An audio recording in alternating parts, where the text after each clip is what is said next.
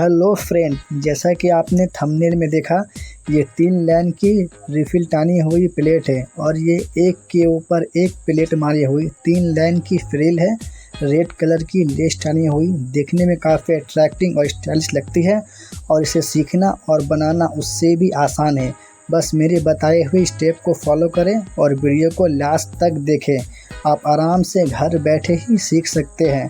तो फ्रेंड, आइए वीडियो की शुरुआत करते हैं और वीडियो पसंद आए तो लाइक और सब्सक्राइब करें, वरना कोई बात नहीं।